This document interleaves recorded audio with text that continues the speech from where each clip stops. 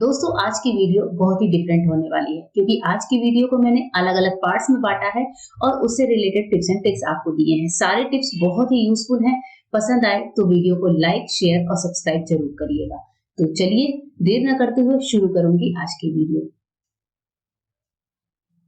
हमारी सबसे पहली जो किचन टिप है वो चीनी के डब्बों को लेकर है। चीनी के डब्बे में चीनी लगने की समस्या आम बात होती है।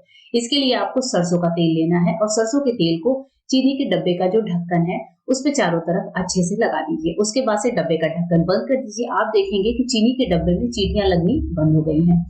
जो बासी चावल होते हैं फ्रिज में रखे रखे कई बार इस तरह से एकदम कड़क हो जाते हैं, इनको फेंकना भी नहीं चाहिए। और इसका रीयूज कैसे करें, तो चलिए हम चावल को रीयूज करने का तरीका बताते हैं। सबसे पहले आपको चावल को अच्छे से इस तरीके से फोड़ लेना है। उसके बाद से गैस पर पानी गर्म करने रखिए और गर्म पानी में इस चावल को डाल दीजिए। ये जो चावल है बिल्कुल नए जैसे हो जाएंगे, बिल्कुल खिले खिले हो जाएंगे। इस चावल को 1 से 2 मिनट गैस पर पका लीजिए और उसके बाद से किसी बड़े छन्नी से पूरे चावल को छान लीजिए। चावल का पानी जैसे ही पूरा निकल जाए ये चावल किसी भी तरह के यूज के लिए तैयार हो चुका है। इसको आप फ्राई करके खा सकते हैं या फिर दाल में डालकर इस्तेमाल कर सकते हैं।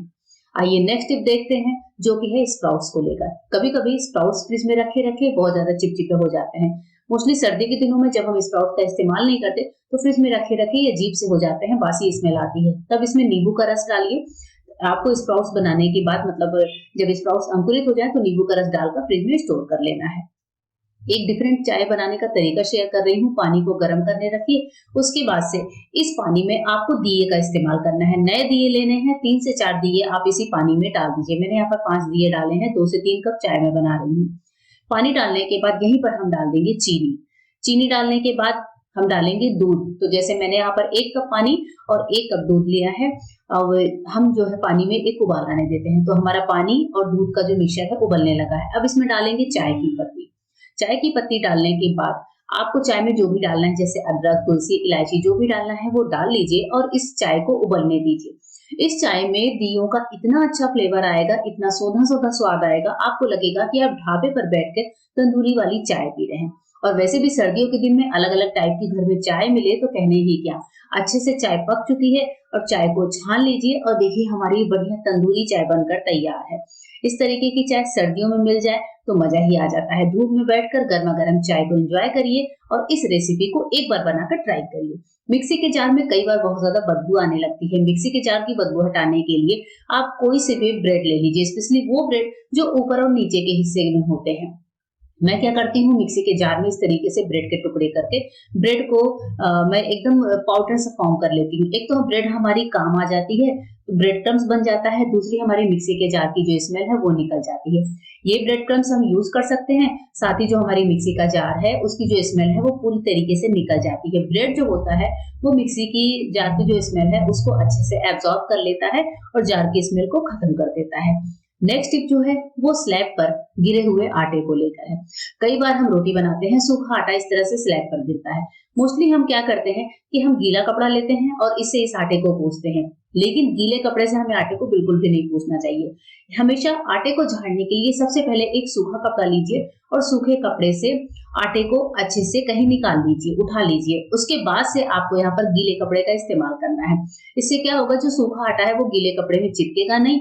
अब इसके बाद से जब आप पोंछेंगे तो कपड़े को आपको ज्यादा मेहनत से वॉश भी नहीं करना पड़ेगा। ये देखिए हमारा कपड़ा बिल्कुल साफ हो चुका है। दही जब भी जमाएं, स्पेशली सर्दियों में अगर आप रायते के लिए दही जमा रहे हैं तो दूध को थोड़ा सा ज्यादा गर्म करिए। उसके बाद से दही जमाने के लिए जब रख रहे हैं तो थोड़ी सी चीनी इसमें ऐड कर दीजिए और उसके बाद से आप दही को जमने रख दीजिए। जब आप इस दही से रायता बनाएंगे तो जो रायता है वो बहुत ज्यादा टेस्टी बनता है और बहुत ही मतलब बच्चों को सबसे ज्यादा पसंद आता है। मीठी दही का रायता बहुत ही टेस्टी लगता है। दोस्तों सर्दियों के दिन में तुलसी के जो पौधे होते हैं वो सूख जाते हैं और कई बार उनकी हालत ऐसी हो जाती है कि हमें इनको जड़ से उखाड़ना ही पड़ता है। तुलसी की जो लकड़ियां हैं अगर आपके घर में बहुत ज्यादा हो रही हैं तो आप क्या करिए, तुलसी की लकड़ियों को सबसे पहला काम तो यही होता है कि इकट्ठा कर लीजिए। बहुत ज्यादा है अगर तो कट्टे में भरकर इनको शमशान भूमि में दे आइए। मैं कई बार ऐसे करती हूँ क्योंकि मेरे घर में बहुत सारे तुलसी के पौधे हैं। जब वो सूख जाते हैं तो मैं इनको शमशान में देकर आती हूँ। मतलब मैं तो नहीं जाती, मेरे हस्बैंड देकर आते हैं। लेकिन तुलसी की लकड़ियों का यहाँ पर मैं आपको बहुत अच्छा सा उपाय बता रही हूँ। जो छोटी छोटी लकड़ियां हैं बारीक बारीक उनको मिक्सी के जार में डालेंगे और इनको हम इस तरीके से पीस कर पाउडर बना लेंगे। तो हमारा ये तुलसी की लकड़ियों का पाउडर है। इसको अब हम छानेंगे क्योंकि इसमें मोटी लकड़ियां भी हैं और बारीक पाउडर भी है, और दोनों का मैं आपको अलग अलग इस्तेमाल बताऊंगी। सूखी हुई तुलसी का भी इस्तेमाल बताऊंगी और जो लकड़ियां हैं उनका इस्तेमाल, और पाउडर का भी। तो चलिए सबसे पहले हम लकड़ियों का देख लेते हैं। इसके लिए मैंने क्या किया है, गुलाब की पंखुड़ियां ली हैं, इसको मैंने थोड़ा सा माइक्रोवेव किया है। आप चाहें तो इसको धूप में भी सुखा सकते हैं। और ये जो पाउडर है एक बार साइड रखते हैं। ये जो लकड़ियां हैं इनका इस्तेमाल हम करेंगे बहुत ही बढ़िया सा पाउडर बनाने में। तो यहाँ पर तुलसी की जो गुलाब की पत्तियां वो सूख गई हैं। मिक्सी के जार में छोटी इलायची, मुलेठी, सौंफ, काली मिर्च और लौंग डालेंगे, दालचीनी डालेंगे और इसका एक बढ़िया सा पाउडर तैयार कर लेते हैं। सारी चीजों को डालेंगे, मिक्सी के जार को चलाया है और इस मिक्सचर को भी हम यहाँ पर इसी जो गुलाब वाले मिक्सचर है इसमें ऐड कर देंगे।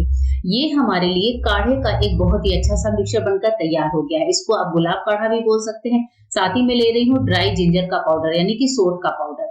इससे काढ़ा कैसे बनाना है और इसको साल भर तक आप स्टोर करके रख सकते हैं। काढ़ा कैसे बनाना है ये भी आपके साथ मैं शेयर करूंगी। सारी चीजों को मिलाकर किसी डब्बे में भर लीजिए। अब इसके बाद से पानी चढ़ाइए और यहाँ पर जो तुलसी की बारीक लकड़ियां हैं उनका भी इस्तेमाल आप कर सकते हैं। इसके अलावा जो हमने पाउडर बनाया है वो भी आप यहाँ पर थोड़ा सा ऐड करें। तो यहाँ पर 1 टीस्पून के लगभग मैंने काढ़े वाला पाउडर डाला है, 1 गुड़ का टुकड़ा डाल दिया है। गुड़ नहीं लेना चाहते तो आप चीनी भी ले सकते हैं, शहद भी ले सकते हैं। अच्छे से पकाएंगे 4 से 5 मिनट। उसके बाद से हमारा ये काढ़ा जब छनकर तैयार होगा तो गले को बहुत ज्यादा आराम देगा, सर्दी खांसी से निजात दिलाएगा। सर्दियों के दिन में आप ये पाउडर बनाकर रखिए, ये मिक्सचर बनाकर रखिए और काढ़ा लीजिए। बड़े बुजुर्गों को दीजिए, बच्चों को दीजिए, सबके गले को बहुत ज्यादा राहत देता है। आइए बढ़ते हैं। अब जब हमारी तुलसी की पत्तियां भी सूख गई हैं तो इनका क्या करना है। तुलसी की पत्तियां जो ऐसी सूख जाती हैं इनको आप मिक्सी में पीस कर इस तरीके का पाउडर बनाकर रखिए। चाय में इस तरह के तुलसी का पाउडर का इस्तेमाल करिए। जब तुलसी का सीजन नहीं होता है, फ्रेश तुलसी के पत्ते ना मिले तो इस पाउडर का इस्तेमाल कर सकते हैं। तो मैंने इसका पाउडर बनाकर रख लिया है। नेक्स्ट जो हमारी ये थोड़ी बड़ी बड़ी सी लकड़ियां हैं इनका क्या करना है। जो इस तरह की तुलसी की लकड़ियां निकलती हैं आप घर में इनको थोड़ा सा हवन की तरह जलाकर और जो है घर में एक पॉजिटिविटी ला सकते हैं। घर में इनको शाम के समय जलाइए, मक्खी मच्छर भी नहीं लगते हैं। इनको आप अरेंज करके रख सकते हैं। जैसे यहाँ पर हम पतली 7 लकड़ियां ले रहे हैं और जो हमारे मंदिर में जो हिंदू धर्म में होता है कि कृष्ण भगवान और विष्णु भगवान के सामने अगर हम तुलसी की लकड़ी का दीपक करते हैं तो बहुत अच्छा होता है। तो आपके घर में लड्डू गोपाल है तो उनकी भी सेवा में आप तुलसी की लकड़ी का इस्तेमाल करें। इसको कलावे से अच्छे से बांध दिया है, एक मोटी बाती का शेप ले लिया है। इसके बाद से इसको दिए में डालकर देसी घी के साथ आप अपने मंदिर में जलाइए। आप अगर कान्हा जी की आरती करते हैं डेली तुलसी की लकड़ियों से तो आप देखेंगे कि आपके घर में कितनी ज्यादा पॉजिटिविटी आती है। यहाँ पर मैंने घी को गर्म कर दिया है। लकड़ी को आप अच्छे से भिगा सकते हैं। इस तरीके से आप भिगा कर भी रख सकते हैं और मंदिर में बस इसको जलाइए। तो डेली आप ये काम कर सकते हैं। अब हमारे पास ये जो लकड़ियों का पाउडर बचा हुआ है जो हमने छाना था उसको आप चंदन के पाउडर में या हल्दी के पाउडर में मिलाकर मस्तक पर लगाने वाला टीका तैयार करें। डेली अपने मंदिर में भगवान को लगाइए। घर में बच्चे हैं, बड़े हैं, सबको माथे पर तिलक लगाइए। इससे भी घर में पॉजिटिविटी आती है और सबके माथे पे तिलक लगाने से सबके दिमाग शांत रहते हैं, साथ ही काम में मन लगता है, कंसंट्रेशन भी बढ़ती है। तो इस तरीके से आप इस पाउडर का इस्तेमाल कर सकते हैं। अब हमारा ये जो पाउडर है इसका और इस्तेमाल कैसे कर सकते हैं। थोड़ा सा पाउडर मैंने यहाँ पर अलग निकाला है। साथ ही मैंने तैयार किया है मुल्तानी मिट्टी का पाउडर। मुल्तानी मिट्टी को कूट लिया है। इसमें हम 1-2 चीजें और डालेंगे जैसे कि है गुलाब जल। तो थोड़ा सा 1 से 2 चम्मच गुलाब जल डालेंगे। थोड़ा मिक्सचर ड्राई है, मैं थोड़ा सा और डाल देती हूँ। अच्छे से मिलाइए। अब क्या होता है कि जो तुलसी चंदन का पाउडर होता है आपको पता है कि एक फेस पैक की तरह काम करता है, या फिर हाथों में कहीं जलन है, कुछ भी है, फेस पर लगा सकते हैं, हाथों पर लगा सकते हैं, गर्दन पर अप्लाई कर सकते हैं और इसको अच्छे से सूखने दीजिए। फिर देखिए कि कैसे जो है ये हमारी स्किन को नमी पहुंचाता है, ठंडक देता है। अगर आपकी बहुत ज्यादा पिंपल्स की समस्या है, दाने की समस्या है तो इस फेस पैक को आप अपना सकते हैं। जो नॉर्मल या ऑयली स्किन वाले हैं वो इसका इस्तेमाल बखूबी कर सकते हैं। ये बहुत ज्यादा हमारी स्किन को रिलीफ देता है। उसके अलावा जो हमारी तुलसी की बड़ी लकड़ियां हैं इस तरीके की, उनको आप डेली घर में थोड़ा जला सकते हैं। थोड़ी सी पत्तियां ले लीजिए, थोड़ी सी तुलसी की लकड़ियां ले लीजिए और उसके बाद से घर में डेली थोड़ा थोड़ा इनको जलाना शुरू करिए। आप देखेंगे कि घर में ये कितने बढ़िया से मतलब एक पॉजिटिविटी फैलाते हैं। इसमें मैंने एक कपूर डाल दिया है छोटा सा, और लकड़ियां जो जलती हैं वो घर में बहुत अच्छा सा सुगंध भी देती हैं। आप इनको मंदिर में भी जला कर रख सकते हैं, घर में भी डेली शाम को जला सकते हैं, तो मक्खी मच्छर भी नहीं आते, साथ ही जो है तुलसी की अच्छा इस्तेमाल भी हो जाता है। इस तरीके से आप अपने घर में तुलसी जी का इस्तेमाल कर सकते हैं। वैसलीन से भी हमारे बहुत सारे काम आसान हो सकते हैं। चलिए पहली टिप देखते हैं। सर्दियों में जब भी बर्तन मांजते हैं तो हाथ रूखे हो जाते हैं, तो बर्तन मांजने से पहले थोड़ी सी वैसलीन लेकर हथेलियों में अच्छे से अप्लाई कर लीजिए और उसके बाद आप बर्तन मांजिए। आप देखेंगे कि आपके हाथ रूखे नहीं होते हैं और बर्तन मांजने के बाद वापस से आप हाथों पर थोड़ा सा वैसलीन अप्लाई कर लीजिए। हाथ बहुत ज्यादा सॉफ्ट होते हैं, फटते नहीं है और इनमें रूखापन नहीं आता है। इसी तरीके से क्या होता है जब हम लोग परफ्यूम लगाते हैं, परफ्यूम जब हमने लगाया तो 2 घंटे बाद आप देखते हैं परफ्यूम उस जगह से उड़ जाती है, स्मेल ही नहीं आती। तो ऐसा ना करें। इसके लिए क्या करना है कि सबसे पहले आपको बॉडी के उस पार्ट पर वैसलीन हल्का सा रब करना है। वैसलीन रब करना है, उसके बाद परफ्यूम लगाइए। आप देखिए 24 घंटे तक जो परफ्यूम की महक है वो उड़ती नहीं है, क्योंकि वैसलीन जो है वो परफ्यूम को अपने अंदर एब्जॉर्ब कर लेता है और इसको महका कर रखता है। नेल पॉलिश लगाते हैं तो जो नेल पेंट होती है वो नेल के चारों तरफ कहीं ना कहीं तो लग ही जाती है, चाहे हम कितना भी संभाल कर इसको लगाएं। चाहे पीछे लग जाती है, चाहे साइड में लग जाती है, जो देखने में बिल्कुल भी अच्छी नहीं लगती है। इसके लिए आपको क्या करना है, नेल पेंट लगाने से पहले फिंगर्स के चारों तरफ वैसलीन को अप्लाई कर लीजिए। उसके बाद आप नेल पेंट को कैसे भी आड़े टेढ़े लगाइए। आप देखेंगे कि जब आप इसको लगा लेते हैं और उसके बाद तुरंत ही जहां पर आड़ा टेढ़ा लगा है उस जगह को आप किसी साफ कपड़े से, टिश्यू से वो नेल पेंट पोंछ दीजिए। आप देखेंगे कि जो नेल पेंट है वो कितना इजीली लग चुका है। बहुत ही अच्छा तरीका है। कभी कभी हमारी रिंग फंस जाती है फिंगर्स में। ऐसे टाइम पर आपको क्या करना है, वैसलीन ले लेना है। वैसलीन लेकर और फिंगर के आसपास, रिंग के आसपास लगा लीजिए और जो रिंग है, जो टाइट रिंग है, उसको निकालना बहुत ज्यादा आसान हो जाता है। आइए एक और टिप देखते हैं वैसलीन से जुड़ी हुई। अगर आपके पास जो है टाइट चूड़ियां हैं, कई बार छोटे साइज की चूड़ियां हमें बहुत पसंद होती हैं, हम इसको हटाते नहीं है, सोचते हैं कि जब भी मौका आएगा तो जरूर पहनेंगे। तो जब भी छोटी चूड़ी पहननी हो और हाथों में नहीं जा रही हो तो आपको यहाँ पर वैसलीन का इस्तेमाल करना है। आप अपने कलाइयों पर वैसलीन अप्लाई करिए। देखिए इस तरीके से चारों तरफ वैसलीन लगा लीजिए और उसके बाद जैसे ही आप इन चूड़ियों को हाथों में डालेंगे तो आप देखेंगे कैसे फटाफट से चूड़ियां कलाई में अंदर बाहर इजिली हो जाती हैं। हमारे स्पेक्स में नाक के पास एक छोटी सी लिड टाइप की चीज बनी होती है जिससे नाक पर दाग लग जाता है, तो चश्मा लगाने से पहले यहाँ पर वैसलीन अप्लाई करिए। यह आपकी नाक पर निशान नहीं बनाएगा। इसी तरीके से क्या होता है जब हम लोग कभी हेयर डाई लगाते हैं, मेहंदी लगाते हैं, बालों के आसपास कोई कलर लगाते हैं तो स्किन पर भी उसका रंग आ जाता है, जो देखने में बहुत बुरा लगता है। तो जब भी आपको हेयर डाई वगैरह यूज करना हो तो माथे पर बाल के सबसे पहले आसपास वैसलीन अच्छे से अप्लाई कर लीजिए। इस तरीके से जैसे मैं दिखा रही हूँ, बॉर्डर लाइन पर वैसलीन अप्लाई करिए। उसके बाद से हेयर डाई, कलर, मेहंदी कुछ भी लगाइए तो जो है आपकी स्किन खराब नहीं होगी और ये इस तरीके से दिखेगा नहीं। होप करती हूँ ये टिप भी आपको पसंद आई होगी। सर्दियों में होठ सबके फटते हैं। जब भी आपके होठ फटते हो तो आप वैसलीन लगाइए होठों पर, स्पेशली बच्चों के होठों पर तो जरूर लगाइए। ये एक कवर की तरह काम करता है और बहुत ही रिलीफ देता है। पैर फट रहे हो तो भी आप वैसलीन लगाइए। कई बार हमारे पैर फटते हैं लेकिन हम लापरवाही में वैसलीन का इस्तेमाल नहीं करते हैं। पैर जब भी आपके फट रहे हो या फिर पैरों पे बहुत ज्यादा ड्राइनेस हो रही हो तो पूरे पैर पर नहाने के बाद गीले गीले पैरों में वैसलीन को अप्लाई करिए और सॉक्स पहन लीजिए। बहुत ही ज्यादा रिलीफ मिलता है इस तरीके से। देखिए, और कभी बाल बहुत ज्यादा ड्राई होते हैं, आपको लगता है बाल आपके बाउंसी हैं, बहुत ज्यादा फिजी फिजी से हो रहे हैं, तो गीले बालों में वैसलीन अप्लाई कर लीजिए। इस तरीके से जैसे हम लोग सीरम वगैरह लगाते हैं, इससे बालों में बहुत अच्छी सी शाइन आती है और बाल बिल्कुल सिल्की से रहते हैं। कभी शादी पार्टी में जाना हो तो इस ट्रिक को जरूर ट्राई करके देखिएगा। गीले बालों में लगाते हैं, बाल बहुत खूबसूरत दिखते हैं। क्या आपने कभी भिंडी के अंदर लौंग को लगाकर देखा है?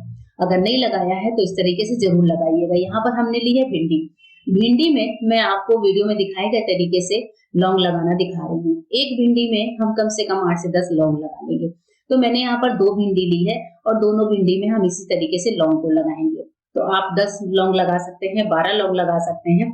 इस तरीके से भिंडी को लौंग लगाकर आपको तैयार करना है।